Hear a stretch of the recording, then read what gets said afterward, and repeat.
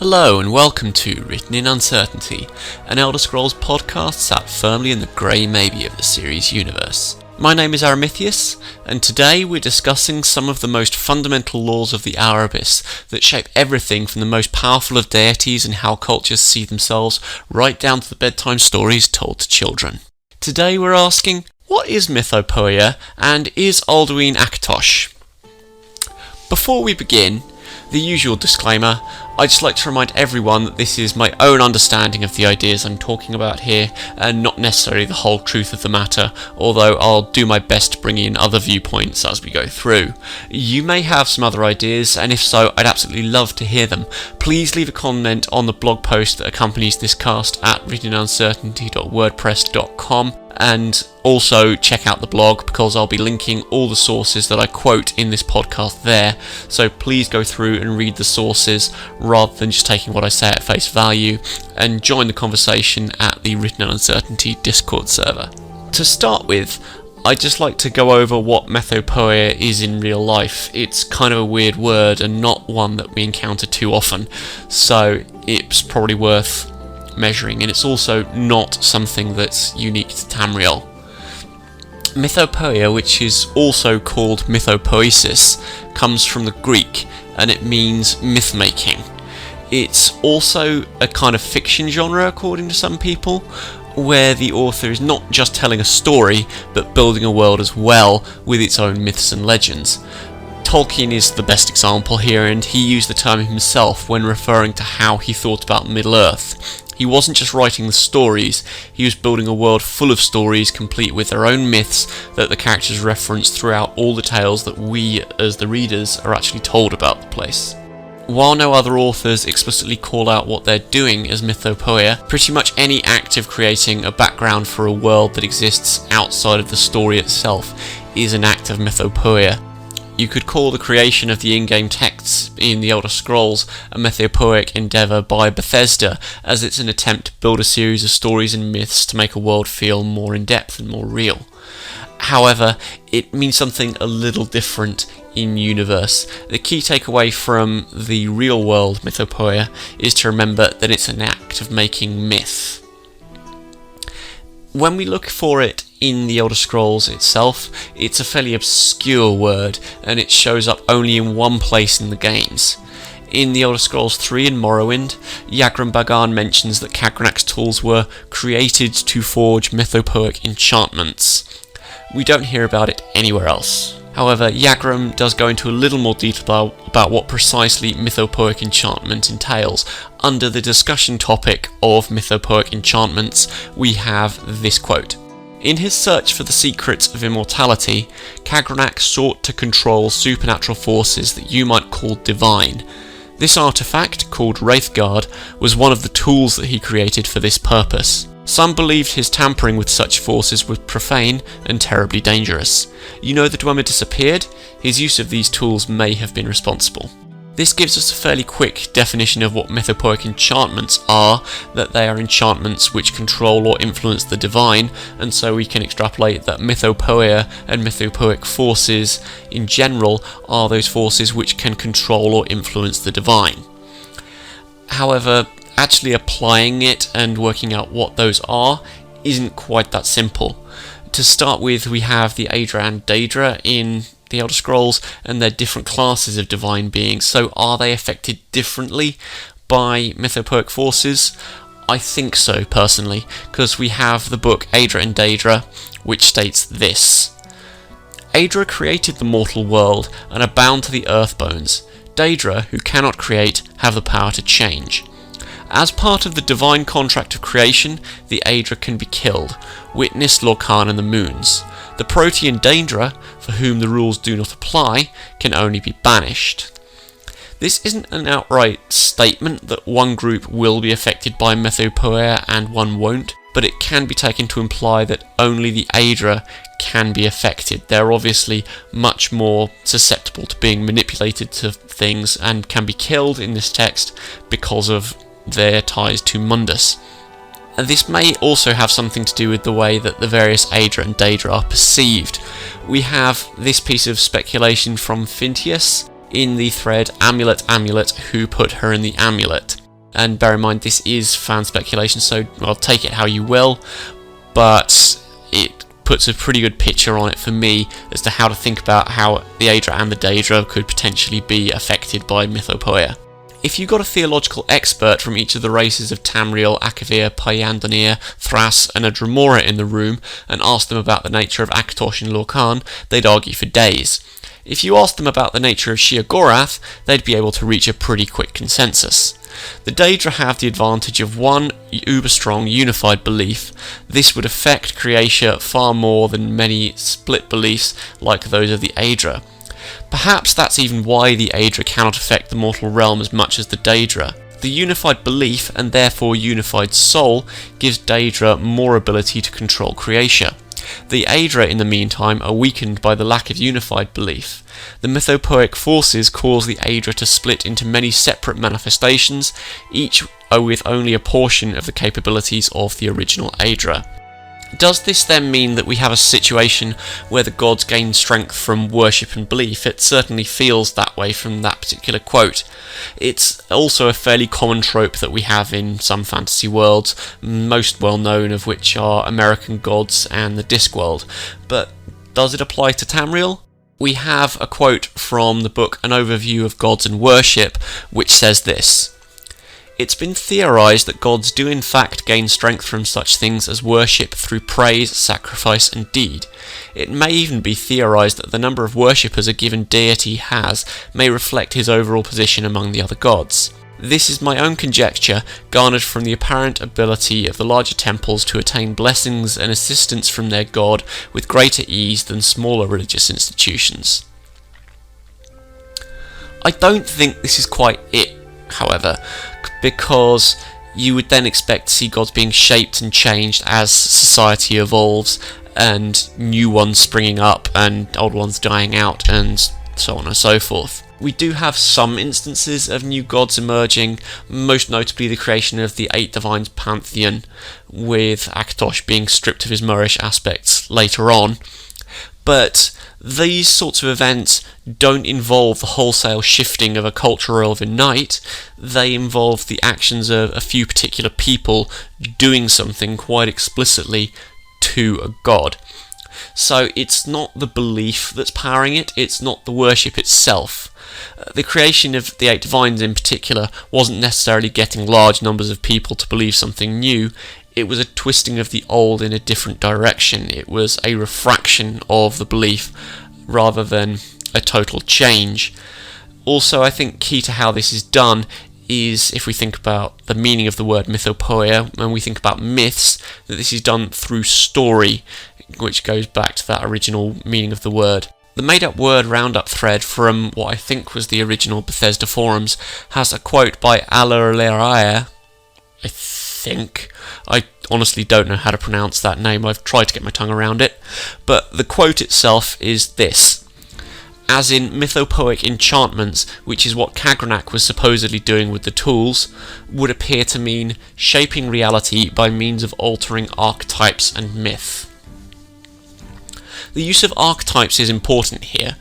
In Jungian psychology, there's this idea that certain types of character, known as the archetypes, are universal throughout all peoples. These then emerge as literary constructs which will conform to certain patterns. Figures like the mother, the child, the warrior, the trickster, and these will, according to the Jungian model, express certain constant patterns of behaviour. If we take this as true, then if we could alter those archetypes through the direct manipulation of myth, through what would in effect be the use of mythopoeic force, going by that definition, then you can do something very powerful. It's not that the things are shaped by belief, but belief adheres to archetypes. You change the archetypes and changing the myth, and you then change the belief and the thing that's believed in. That's what Alicia and the Murakati Selectives, and arguably the Tribunal, were all doing when they set up new gods. I think the Dwemer probably were as well to an extent, but I don't think that they were doing quite the same kind of manipulation as the others that we have here. While the others and the explicit examples that we have were all aiming at specific things, namely things like the creation of the Divine's pantheon and altering the expression of precisely what Akatosh was, the Dwemer seemed to be aiming to manipulate what the nature of divinity itself was. They wanted to reshape the meaning of godhood and mortality and how those all relate.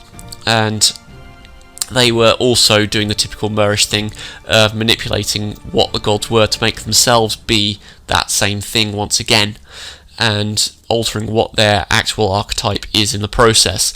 But I think I'm possibly digressing slightly here.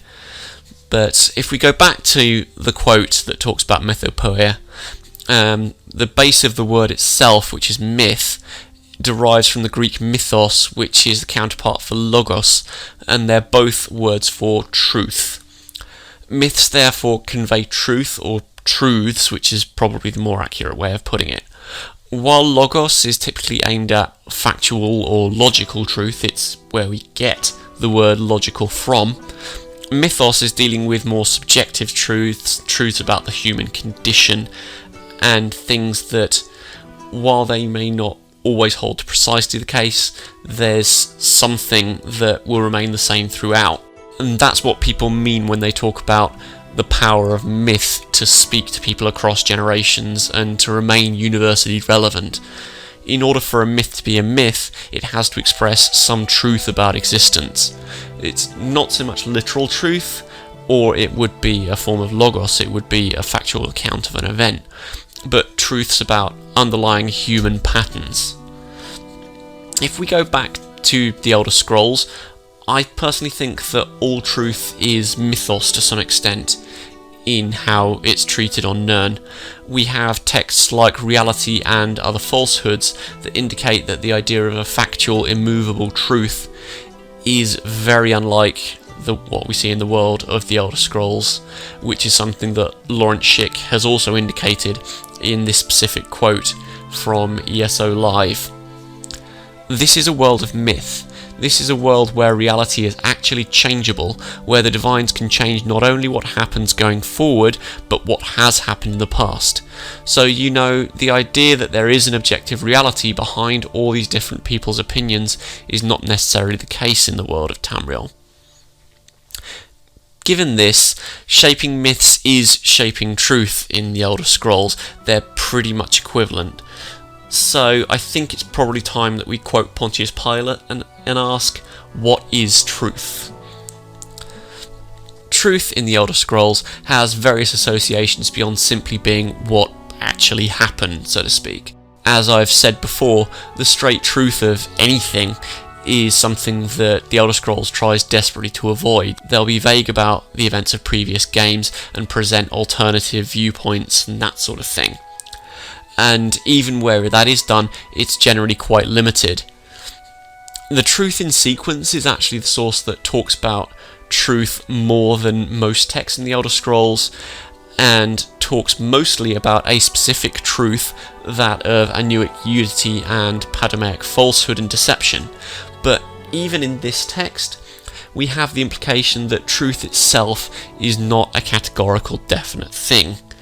At one point, the readers get encouraged to quote, "Smash the old machines, topple your mind's idols, and from the wreckage assemble new truths, flawless and watertight."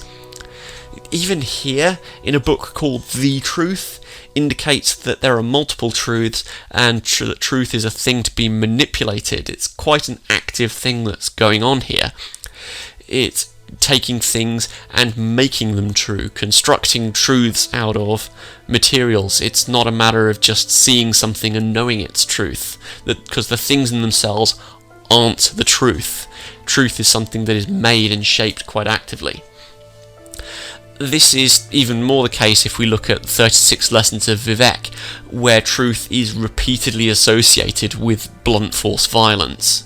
We have this quote from Sermon 31, "Truth is like my husband, instructed to smash, filled with procedure and noise, hammering, weighty, heaviness made schematic, lessons learned only by a mace."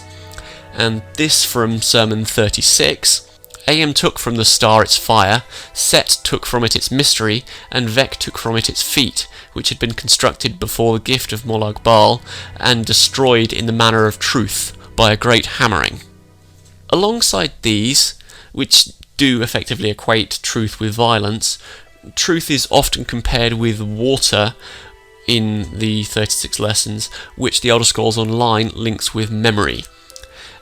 This also winds up being dismissive of objective truth by implication, in that memories are very coloured by subjectivity, and they're not necessarily an accurate record. Truth is what it is made to be by people and their actions. It's not something that is just there. And this is accepted at quite a basic level by some of the students of magic on Tamriel, particularly the School of Alteration. There's actually a book called Reality and Other Falsehoods, which has this to say about the nature of reality, as it were. To master alteration, first accept that reality is a falsehood. There is no such thing. Our reality is a perception of greater forces impressed upon us for their amusement. Some say that these forces are the gods, others that they are something beyond the gods. For the wizard, it doesn't really matter. What matters is the appeal couched in a manner that cannot be denied. It must be insistent without being insulting. This and all these quotes also mean that there isn't necessarily a single truth behind anything. It may not be a matter of events being perceived from different angles, like the story of the blind man and the elephant, or the idea of looking at a cylinder from different angles to see a rectangle or a circle. We're likely dealing with something that's actually reshaping reality in specific circumstances through the imposition of force against reality, which is kind of like the Thu'um, which is a very good example of how this works. Arngeir says this about the Thu'um. There is no difference in the dragon tongue between debating and fighting. Shouting comes as naturally to a dragon as breathing. Dragons use the Thu'um to impose their will on reality. The debating example is really great.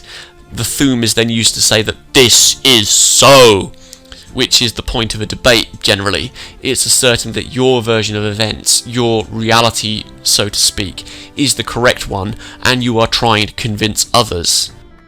To get a little headcanon-y here for a second, I have my own theories about how and why faith and the like work, and it's also tied to myth in the same way.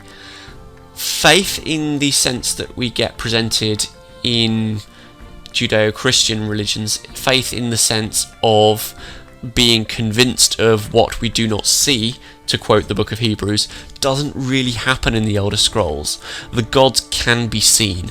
People are comforted by the obvious ethics of a deity which either manifests directly and spells out right and wrong for them, and if that doesn't suit them they can always pick another one. We have a fantastic example of this in Sigilla Parate, who makes this abundantly clear in the book Invocation of Azura. They choose a Daedra to worship because it suits them, not because there's any ethical or faith-based problem about any particular deity. Ayala chooses to continue to follow Hircine even after being able to be cured of lycanthropy for similar reasons, because she enjoys following Hircine and it suits her way of life. However, while faith is almost a lifestyle choice in the Elder Scrolls, that's not quite the end of the story. If we take a look at some of the works of the existentialist philosopher Jean-Paul Sartre, he sees these kinds of choices as both fundamental to the human condition and not bounded. He expresses it most well, in my opinion, with the quote, "You are free, therefore choose," that is to say, invent. But the way that those choices are made is not merely preference. It has quite far-reaching subjective and quasi-objective consequences, because it informs our very idea of reality. If we quote Sartre a little further, to choose between this or that is at the same time to affirm the value of that which is chosen, for we are unable ever to choose the worst. Whatever we choose is always the better, and nothing can be better for us unless it is better for all. If, moreover, existence precedes essence, and we will to exist at the same time as we fashion our image, that image is valid for all, and for the entire epoch in which we find ourselves. That is to say, no one acts in the way that they consider would be wrong for anyone. In acting, everyone affirms that their actions are truth, a truth that is both subjective and universal at the same time. Mythopoeia is when it goes a little beyond that, and you impose your truth on others, which you think is true and categorical anyway, by reshaping the archetypes that people are using, and this is how we wind up with different gods in different places for the most part. The archetypes are manipulated and then combined through the retelling and reshaping of myth, which results in several gods being recombined and altered, like Arche and, according to some people, Trinomac. But the best example of this that we have, or at least the cleanest one, in my view, is Akatosh. And I should probably address the others at some point, but we'll go with the dragon god for this particular podcast. The time god is a figure that is a relative constant in Tamrielic mythology. Only the Dunmer, Redguards and Argonians don't have an easily identifiable cognate of Akatosh in their various pantheons. Some, most particularly Cyrodiilic scholars, equate all aspects of the time god with Akatosh. We also have the term Akka appearing in some texts, particularly in the Song of Pelinal and the unlicensed Etarda 8 Aedra Eat the Dreamer, which implies a sort of higher order time god than Akatosh, or whatever name's currently being used. This entity refers to Alduin as an aspect in the 7 fights of the Alduin, which could be seen to imply that we have a single being with many facets. I'm a little skeptical of that, or at least of the idea that it can relate to a cohesive whole. As I've said earlier, what we have in the Elder Scrolls in relation to gods doesn't seem to be a single entity seen from different angles. It's different entities which are functioning on different archetypes. And time in particular has many different archetypes that can be applied to it. And this is most obvious when you think about different periods of time, if you put them most simply as beginning, middle and end. Real-world myths play off this a lot, with the maiden, mother, crone archetypes for female characters, as well as the riddle of the Sphinx, which is what animal has different legs at different points of its life. It's a man because the aging process changes the person. In relation to Akka, we get a concoction that expresses the different time gods as different periods of time. The most common breakdown that you'll see in the community is Auriel as the beginning of time, Akatosh as the middle of time, and Alduin as the end of time. And this plays very nicely into where we see these different entities the most.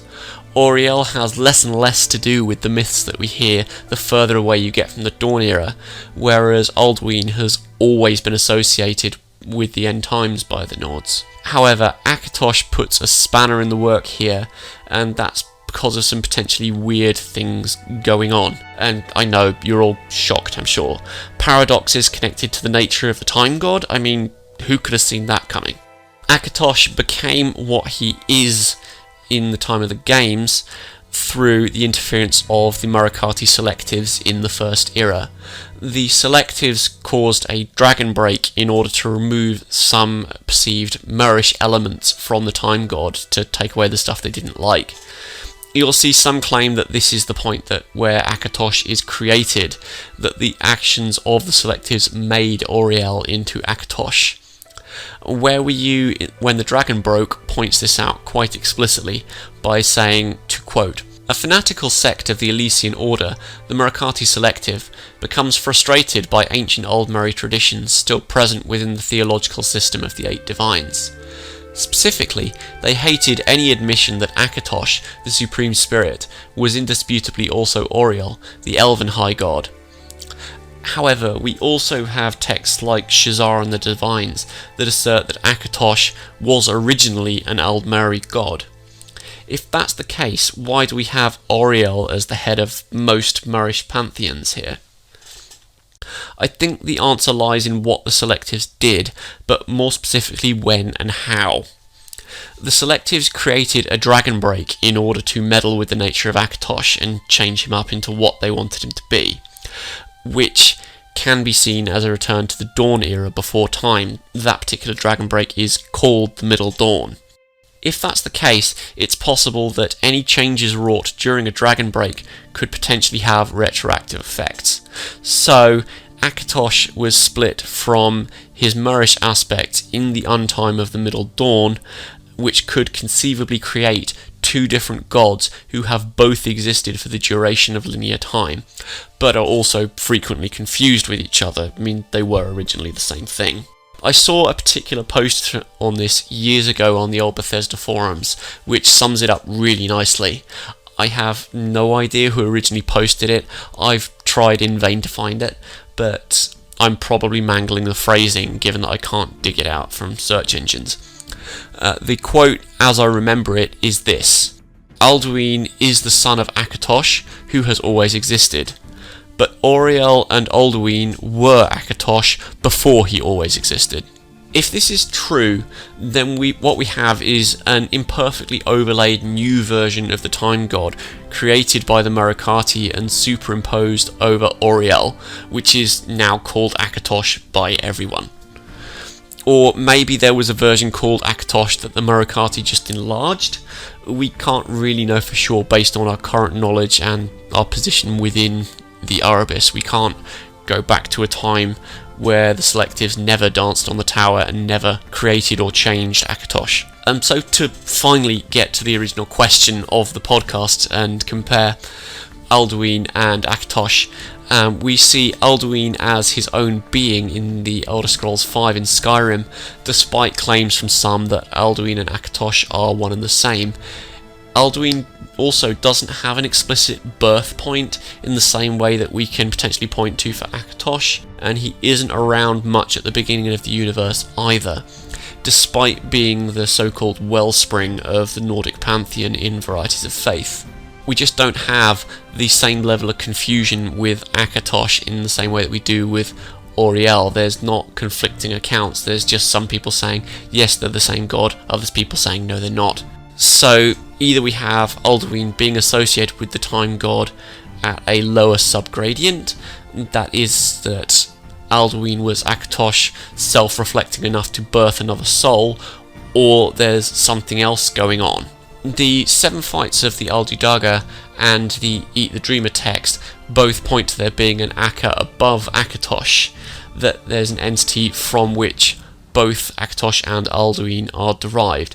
Various other of Michael Kirkbride's writings and forum posts also call Alduin Akatosh's mirror brother, rather than a son or a father or any kind of familial relation other than equals almost.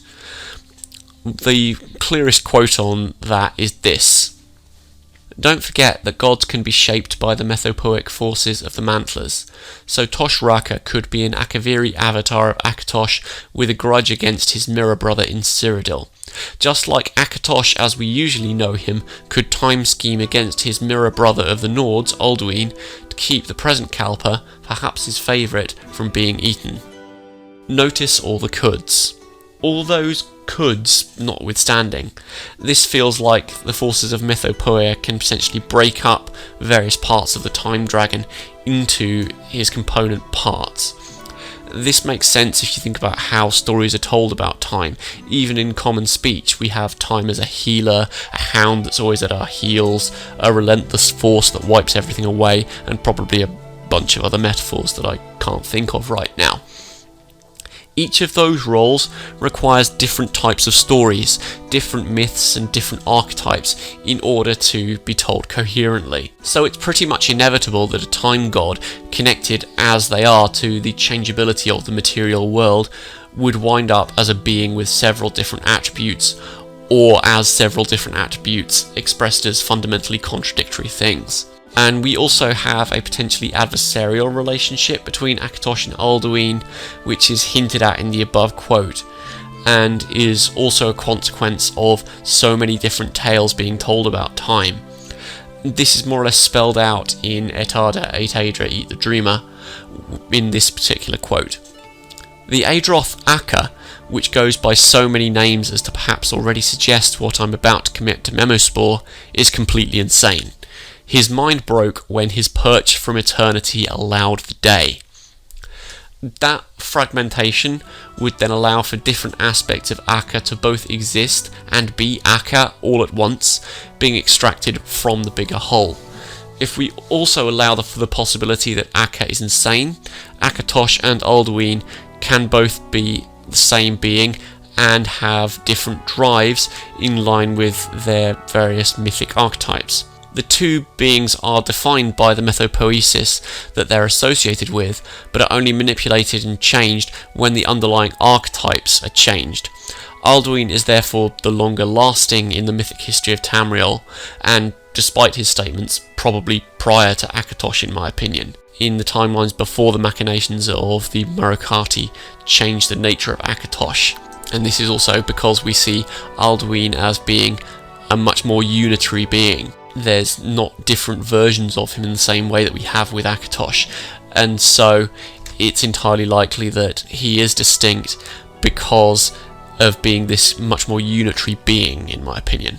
That's about all of my thoughts on this particular topic for now. Thank you ever so much for taking the time to listen, and if you liked this podcast, please consider subscribing on your favourite podcatcher. I'm on most of the ones out there now, and if you fancy a chat, please join the discussion at the Written Uncertainty Discord server.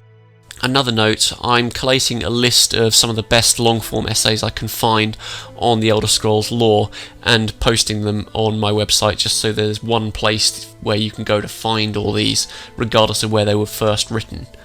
If you have any that you think should be in there, or you know of any, please let me know. I'll be posting a link to the list that I have currently in the blog post alongside this cast. Until then, this podcast remains a letter written in uncertainty. You've been listening to Written in Uncertainty, a podcast written and presented by Aramithius. The music for this podcast has been kindly provided by Jan Glembotsky. Check them out on SoundCloud under Songs from the Lost Land, and I'll see you next time.